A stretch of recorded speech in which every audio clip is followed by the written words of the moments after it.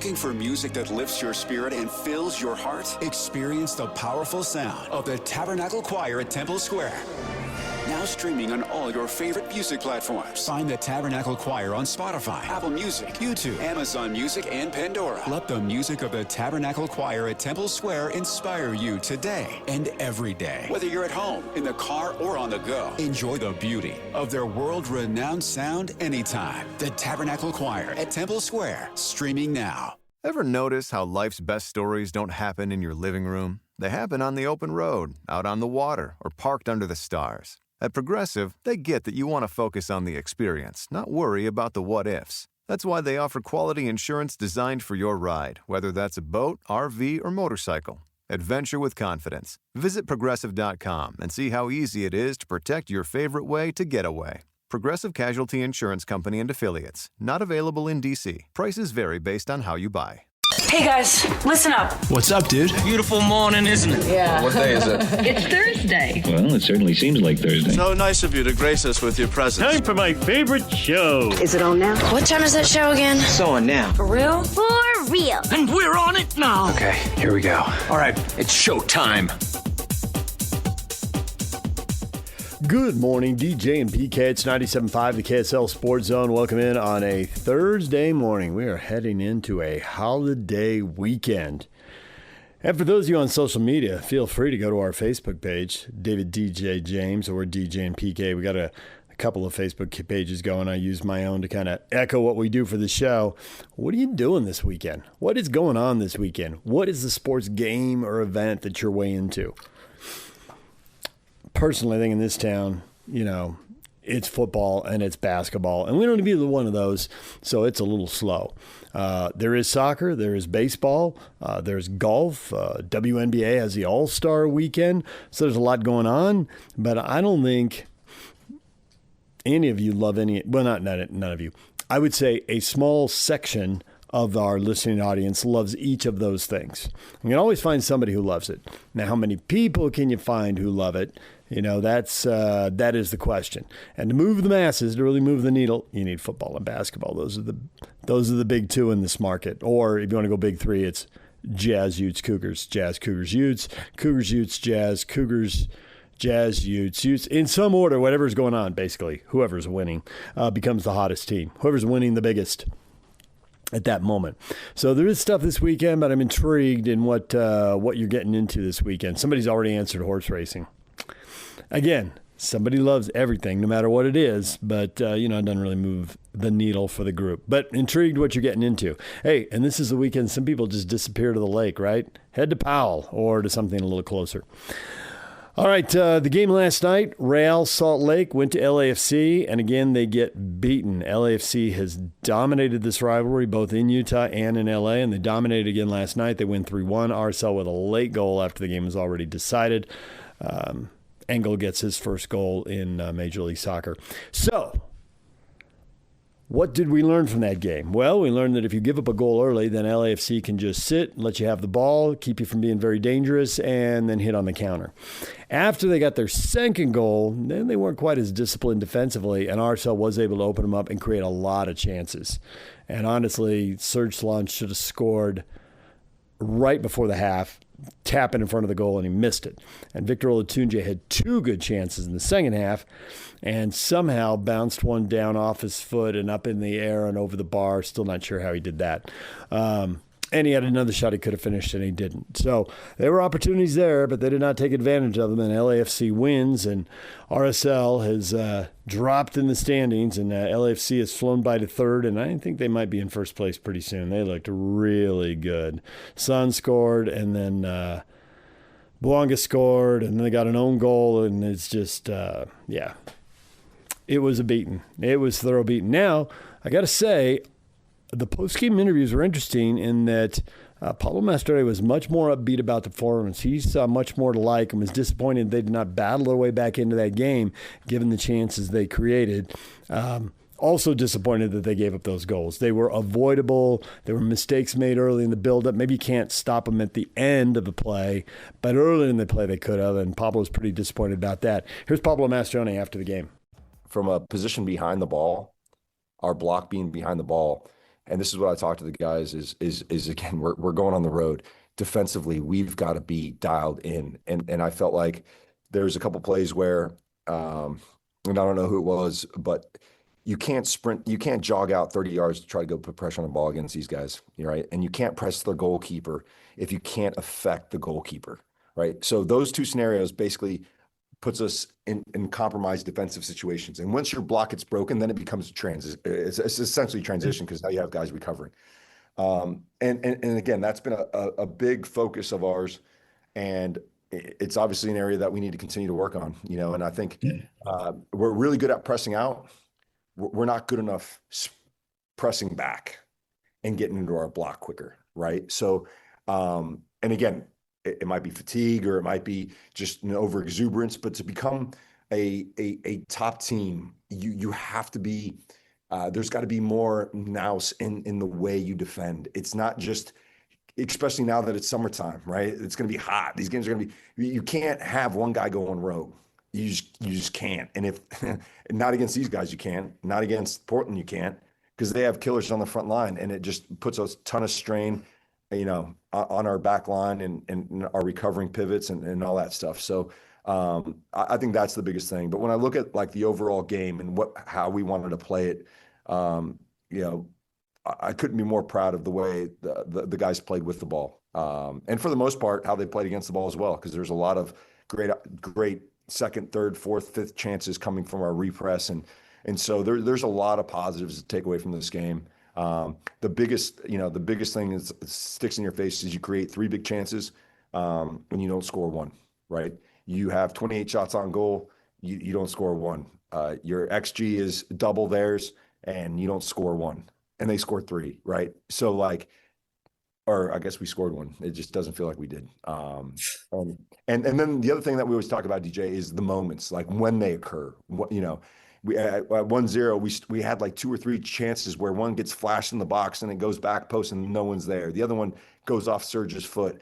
The other one, Serge gets it in transition and probably should shoot instead of pass. And so this is where the gravy's at. This is where the details are at. And Vic had a couple good chances in the second half. Goals change games, and even at 3-1, if we score that other one, now it's game on, or at 2-1 or 2-0. So like, again, the game of football is a game of moments. It doesn't pardon anyone if you don't do the right things. And so, again, there's a lot to be optimistic about, and obviously some areas where, again, going on the road, we've got to have a steely mindset defensively as a group. I think you were referencing the second goal there. It looked like the frustration was building, and one guy really wanted to press. 2 people decided eventually they should probably go with him, and nobody else thought it was a good idea, and that's why you ended up so stressed. That is exactly what I'm talking about, DJ. This is not again, you have to have patience. You have to have patience. You watch the World Cup. There wasn't one team that didn't stay in a low block for a couple minutes and at a time like that. You've got to be willing to suffer defensively, and that's okay. And I tell the guys, we have a great attack. We're going to get our chances, but when the game's asking you to be patient, don't go rogue, right? And so then it's going back to kind of like preseason stuff, is like, what are the cues we're looking for to press out of? But if the guy is 20 yards away from our line and we jog out to that, it starts pulling people in crazy positions where we're just open. We're just stretching ourselves. Now, if they bring it up 10 yards and we change our pace and it goes out wide, then we need a second action from the first press to come and block the inside. We can't stay on the high line. And so there's these little details defensively that aren't difficult to get right, that could have made all the difference tonight. And so that's the side. And then obviously the finishing part, it's the hardest thing to do in the game, but I think we put ourselves in a lot of great positions to score more than 1 goal tonight. And, we just didn't have our finishing shoes on tonight. You've been telling the guys, or did you tell them against LAFC, that the bus will be parked so tightly that because Giavogi had a shot early that he hasn't taken very often, and Caliscan probably had 3. Mm-hmm. Was that something part of the scouting report and how you prep guys going into the game? Yeah, no, I think, again, I think what we've been able to do in the last, whatever it's been, 4 or 5 weeks, it's been diversify the way we attack, and I thought tonight it was on full display. I thought we had some good shots outside of the box. I thought we had some great corner runs. in the danger assist zone. I thought we had some good crosses in the half space crosses. And so I think that variability has been something that, we've been seeing from the guys, and comfortable playing in that block. So, just credit to them on that part. All right, there's Pablo Mastroni after the game. We're going to take a break. When we come back, Ron McBride talking Cougar football, and he's now a concert promoter. He's not only like the second winningest coach in the history of Weber State football and the third winningest coach in the history of Utah football, he's also a concert promoter for his foundation, and he'll tell you all about that next. Stay with us. All right, DJ and PK. PK's on vacation, ready to talk college football and a concert of his own. Ron McBride. What's up, David? Former football coach at Utah and Weber State. Ronnie Mac, how are you? Good. I'm well.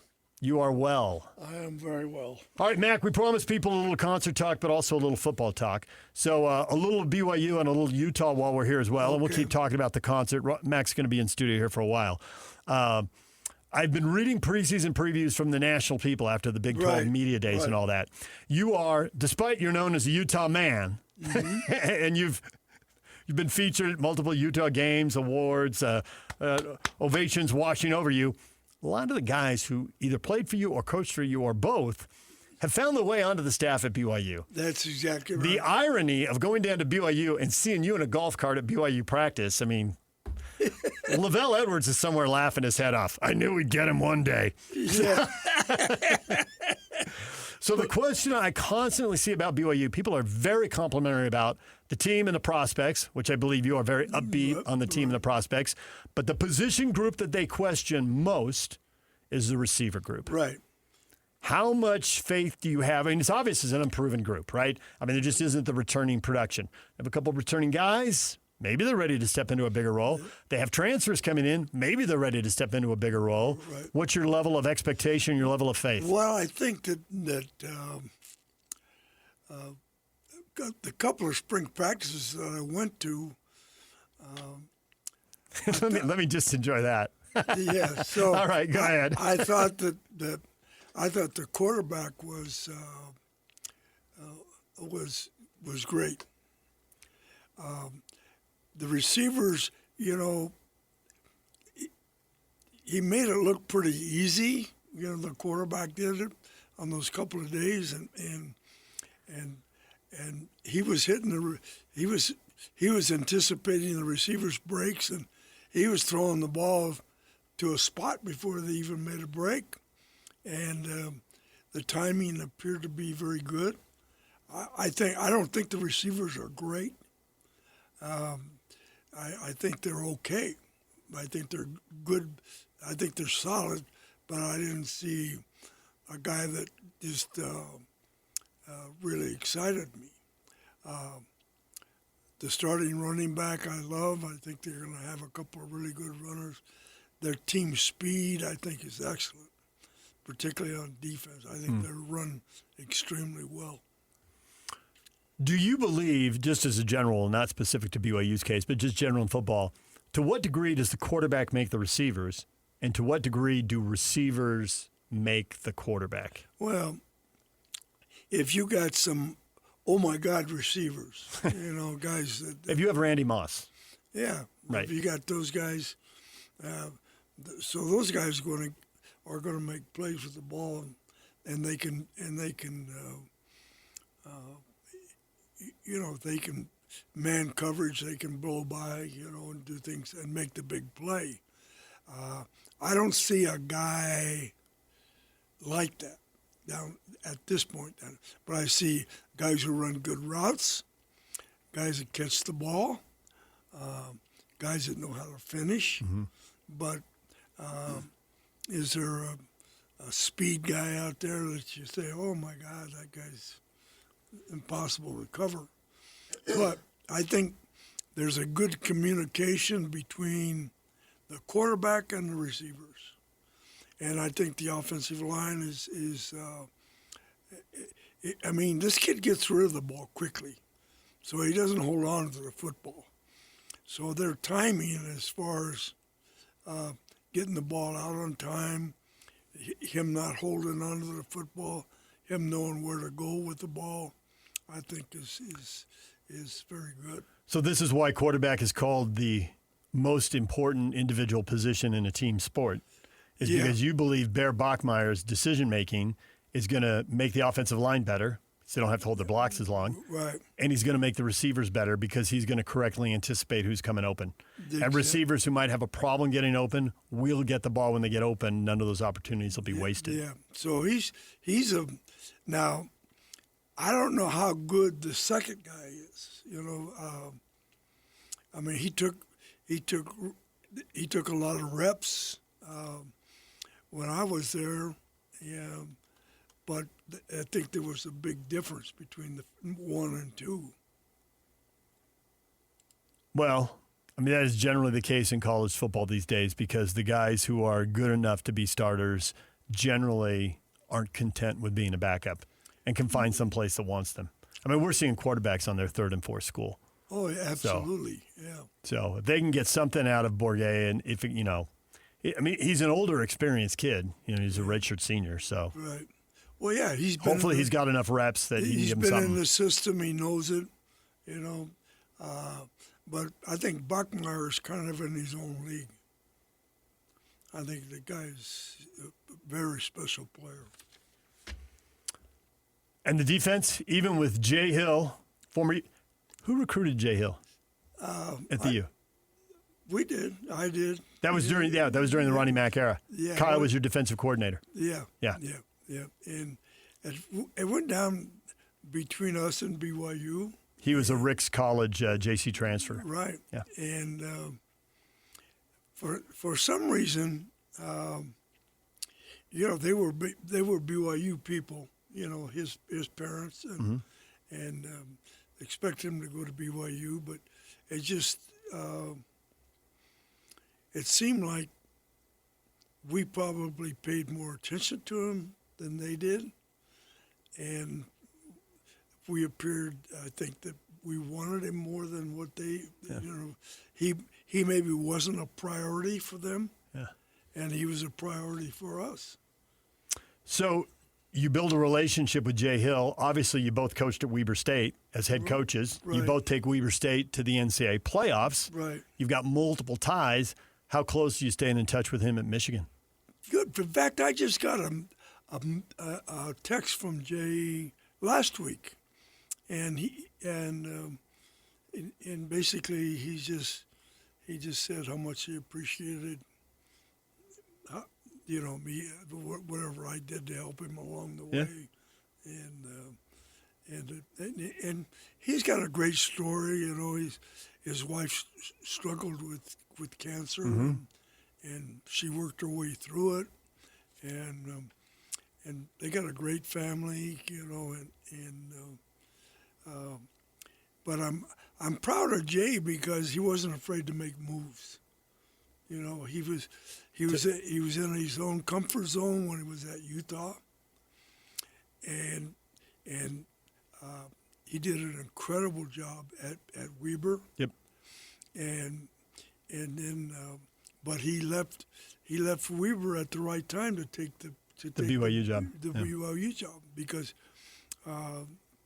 he went down to BYU at the right time, and then he created a really good defensive scheme down there, and they recruited to the scheme, and then they brought Gary down there, and they brought Chad down there. You know, they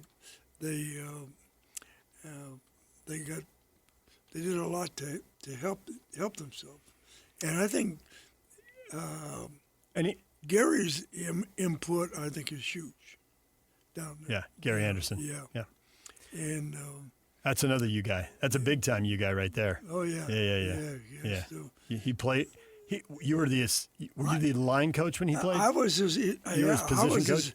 I was his position coach, and Gary from day one, you knew that he was going to be a football coach because that's just what he was all about, and you kind of knew that he was going to do really good things, and then Chad was. When I took the Weber job, he's the first guy I got in contact with. He was over in Maui at that time, was the head coach at Baldwin High School, but he was the kind of personality that we needed at Weaver for the players, because he was a personality player. And so Chad, and that was a hard thing for him because he was pretty well set with family and everything in Maui, but he's really done a great job with his career. He's been some really good places, and he's established himself. Were you surprised when Jay Hill went to Michigan, or when you heard Kyle was going to Michigan, did you assume Jay would follow? And you have a unique perspective on Michigan because part of your career you were coaching at Wisconsin. Right. You were on the staff at Wisconsin. Actually, you have a Michigan story you have to tell. It's just a great story. It's like one of the top 2 or 3 stories. So were you surprised, or did you think it was an automatic? That Michigan's such an opportunity? Well, when I looked at who they were talking to, mm-hmm. and I spent I spent that first spring that Harbaugh was there at Michigan, and I'm kind of looking at it, and then and Michigan's kind of set in their ways because they like Michigan people to be in charge of their program, but it just seemed to me that when you look at the people that they were interviewing and the people that could have success there, to me, Kyle was the right fit, mm-hmm. because of his background and what he's done, and the fact that he has his own people that he could bring. So was Jay an automatic then in your mind? I think that Jay was an important part of it. Yeah. And I think that I was a little bit surprised, but I think that for Jay's career, I think that was a good move because Kalani has a long-term contract at BYU. So I don't think that Kalani's going to be stepping down anytime soon. So I think that Jay went at the right time, and fortunately for everybody, Kyle was able to kind of got rid of some of the Michigan standbys and created his own people. Yeah. And then the people that he kept at Michigan were the obvious people that he should keep. So I think that he's done a good job. He got his two weight room guys. He's got his offensive line coach, his offensive coordinator, his defensive coordinator, defensive line coach. So, he bought a lot of people that are loyal to him, and then he took some players from Utah that are very loyal to him. So, and it looks like they've recruited extremely well. So, so if I say Michigan goes 10-2, do you think that's? Am I going too high with that prediction? No, I think that's about right. Yeah. I think that they'll be, That is what I said in a newsroom debate, and I got to admit it was a little off the cuff. But I can't back off it now, I just want to hear. But I think that just looking, I get these little blurbs on my phone every day about Michigan football. Mm-hmm.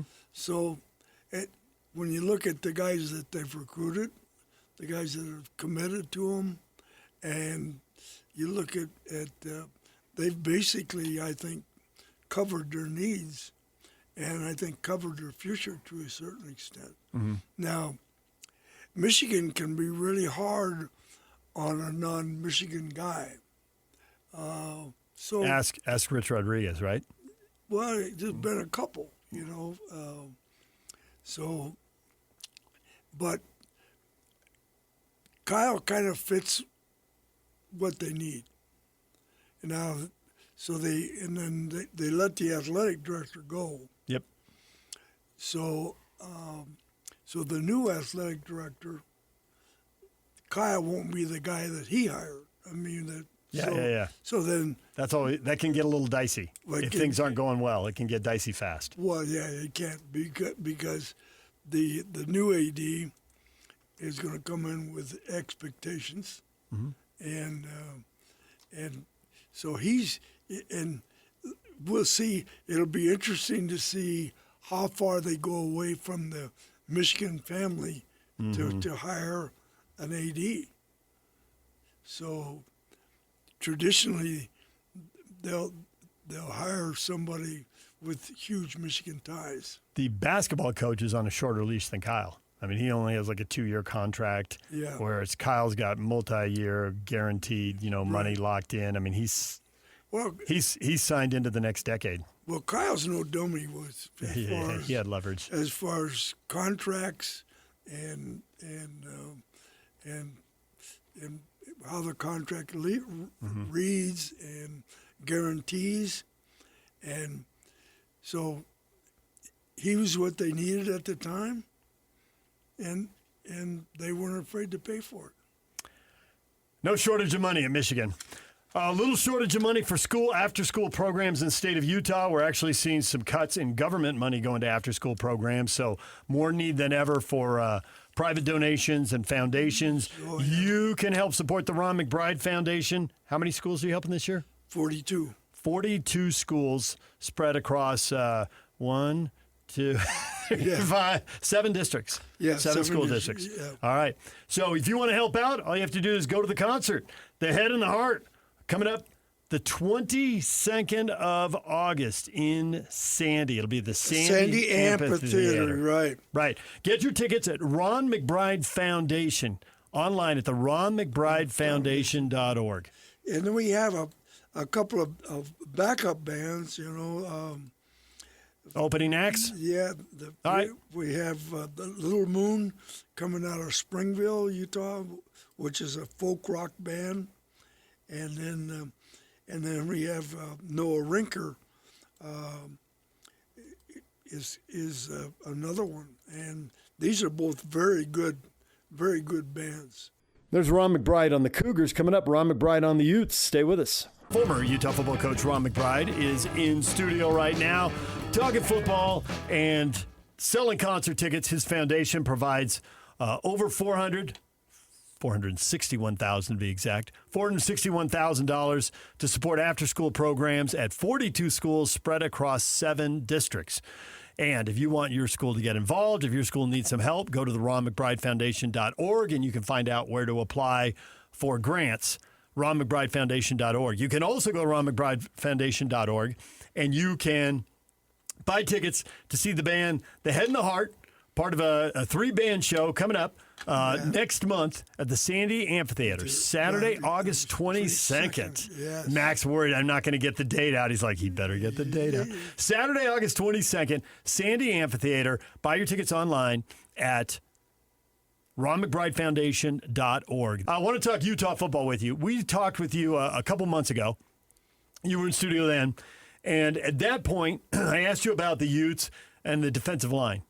And you said 2 good run-stopping guys in the middle at defensive tackle, and you thought they had 1 elite pass rusher. Now, under Kyle Whittingham, typically Kyle would like 3 players for the 2 defensive tackle spots, rotate guys, keep them fresh. They would like 3 pass rushers for the 2 spots, rotate and keep them fresh. Right. There were years they had an embarrassment of riches, and there would be a 7th or 8th defensive lineman who could play. You made the point then, hey, it's spring ball. There's some other guys. They could be good players, but how much do they come along? How fast do they come along? Right. So let's see. Yeah. Well, nobody wants to see. Everybody wants to know it's going to be great. And I want to know right now it's going to be – I mean, obviously we're still not quite to summer camp here. We're a week and a half away or whatever. Do you feel any differently about what you've seen or what you've heard from the defensive line, or is that kind of where things sit for you? I think everything really depends on the D line. I think I think there's a lot of question marks. Mm-hmm. I think Kafusi has to have a big year, and then Chris Malfala's nephew needs to have a big year, and then they need to have a third and fourth guy that can fill in. I think the Ross kid will be possibly one. So I don't know what the depth looks like with the inside guys and the quality. I do like one of the DNs. I think is really good, a very good player.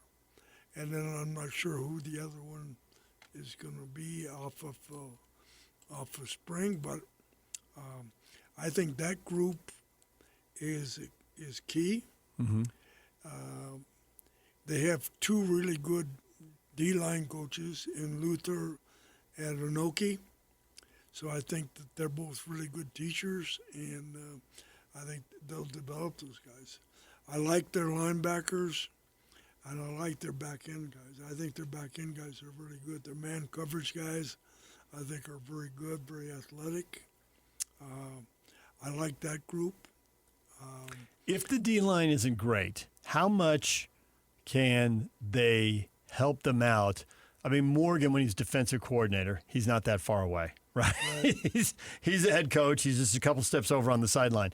How much he was always famous for bringing blitzes, bringing exotic blitzes, making the team hard to block. If the D-line isn't what they're used to having, how much of that can they account for and adjust for with these blitzes, and how much are they really playing with fire doing that? Because inevitably, when you take a guy from one spot, you're leaving another spot open. Well, if you're moving a lot, where you're slanting, moving, you got to make sure that you don't expose a gap. So, for instance, if the idea in the front is you want to be able to eat up two blockers to free the linebacker. Mm-hmm. So but if you move a lot and the offensive line on the opposite side is well taught, you can pick up movement. Just by step, let him go to where he's running, and then wash him, and use his momentum against him. When you say wash him, basically just keep blocking him in that direction and take him out. And that opens and exposes a huge gap. And so what you worry about is if you got a really good offensive line coach, he'll say, okay, they're going to slant, they're going to move. Here's the kind of slants they have, and there's a different type of slants from a defensive front. You can, a penetrating slant, a run slant, depending on what you're trying to do. But the big thing is those inside two guys can't get washed. And so if they get washed, then that means that the linebackers are going to get picked up. So what you got is the matchup is pretty good and the gap is exposed. So what you can't do is you can't expose gaps. And you got to be able to hold, you got to be able to hold your gap. That is a big part of how that Kansas State game at the end of last year started going sideways and why it ended up 51-47. I mean, they pulled it out, but they gave up a stunning number of rushing yards. There were a lot of big plays. Well, a lot of the, like people running just inside zone, inside trap, and people were making a ton of yards just off the inside zone stuff. Yeah. When you took over as head coach, how big an adjustment was it, and how long before you felt you were really in command?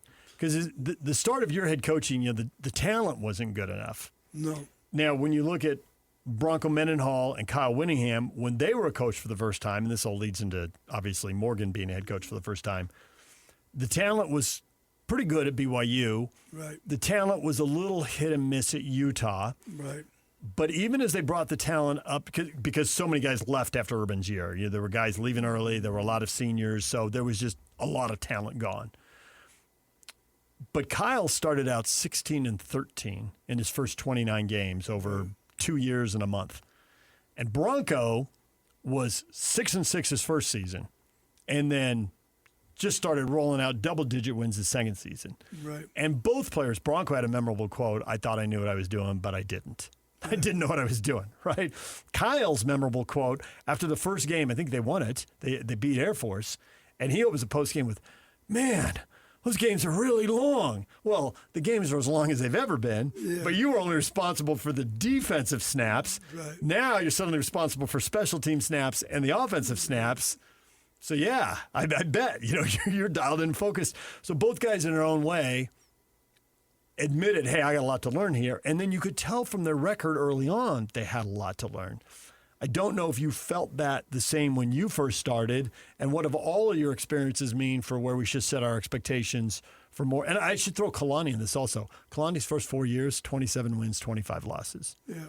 Now, last 6 years, he's got 4 double-digit win seasons, and the 2 years he didn't get to 10 wins, he had quarterback injuries. Well, that's the only thing derailing Kalani now. So all these people have had something to learn early on. I wondered if Morgan does, and I wonder what your experience was and if you were feeling the same thing. Well, I think when I took this program, I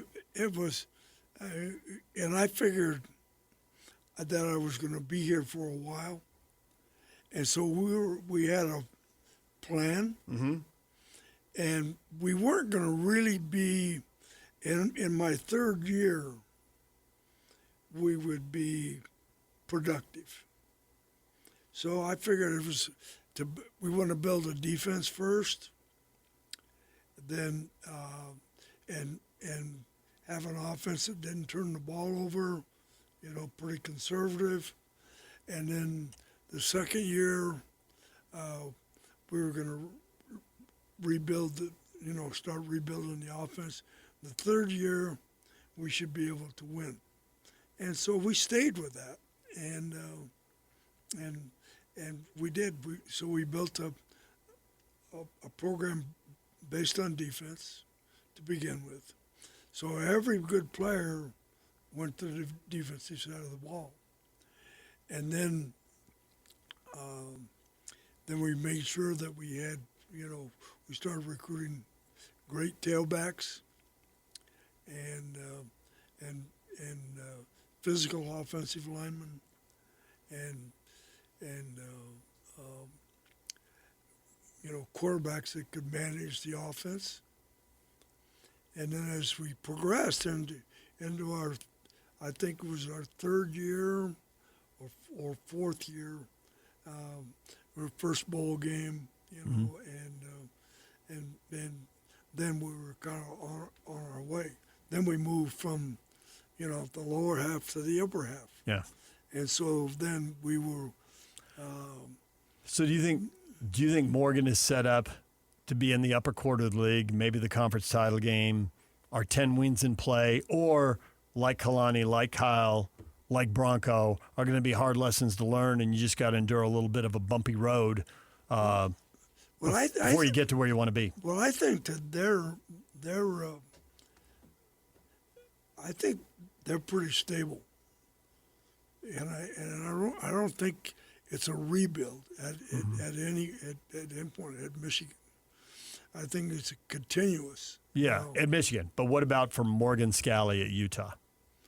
Yeah, well, Scally, I think that there are good enough players in place because they got the quarterbacks. Mm-hmm. They got the best wide receiver group they've had. So look at you go, stealing my next question. The wide receivers under you. You had NFL wide receivers playing in the WAC. Right. And Urban obviously had wide receivers and they could throw the ball all over the place.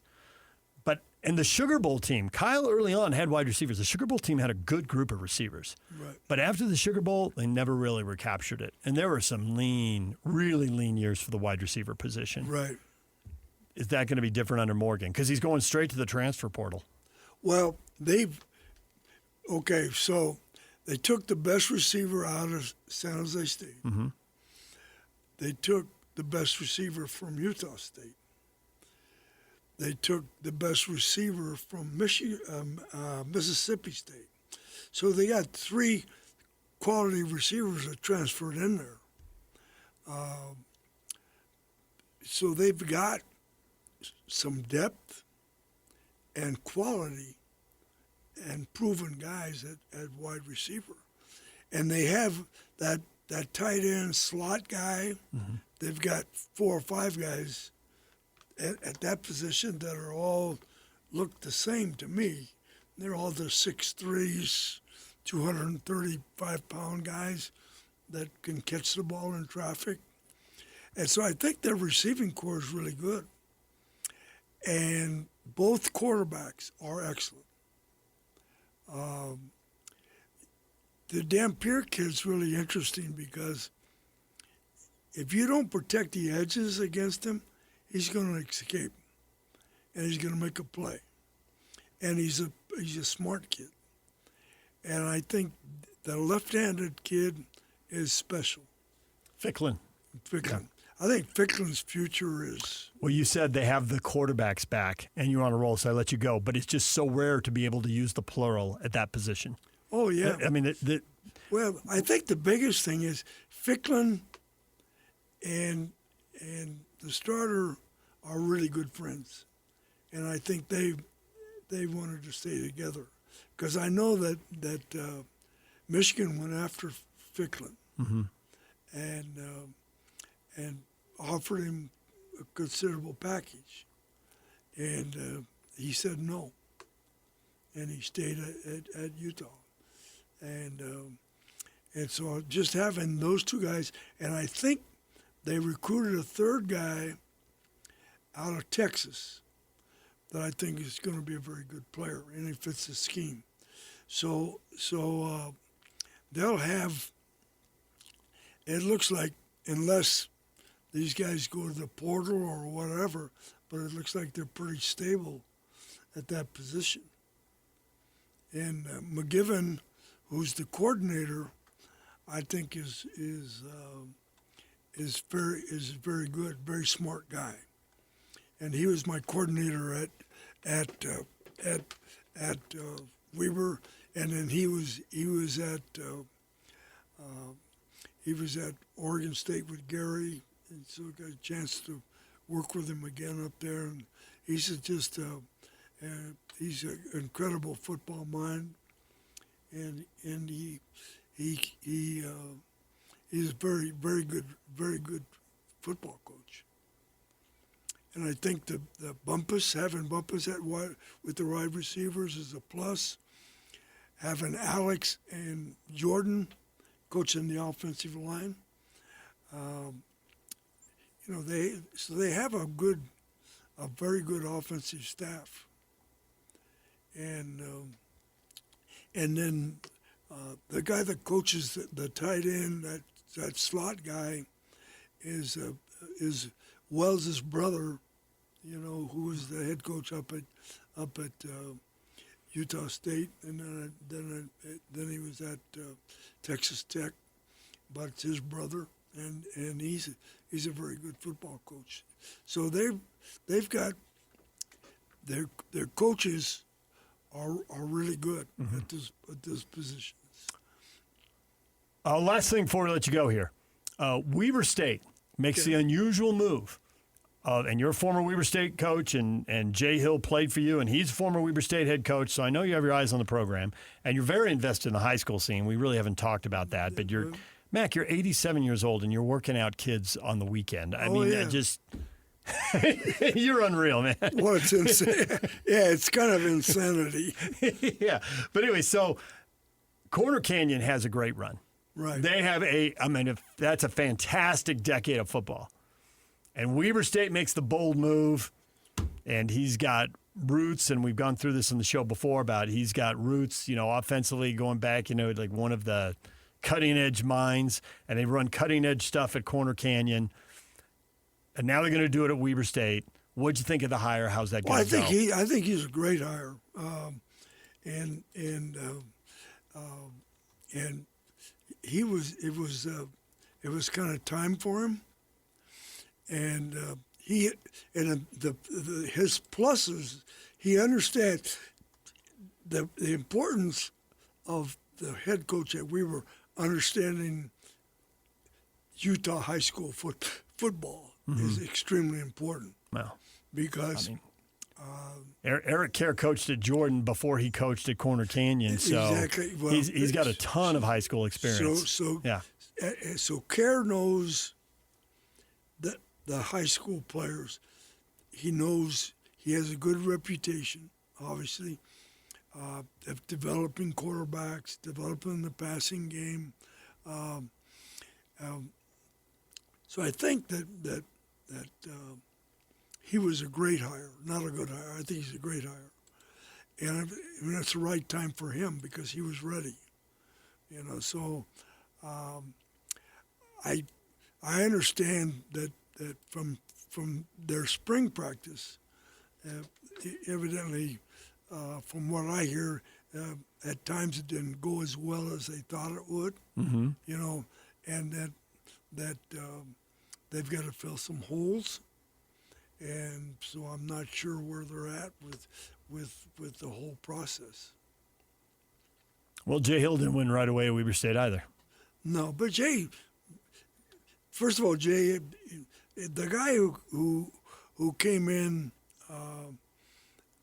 after I left, they really took a huge minus because the program was built for success. And they took it all the way back to ground zero. And then Jay took it, he had to rebuild it again.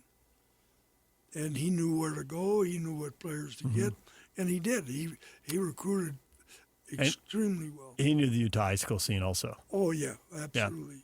All right, there is Ron McBride. When we come back, what is trending? The headlines are next.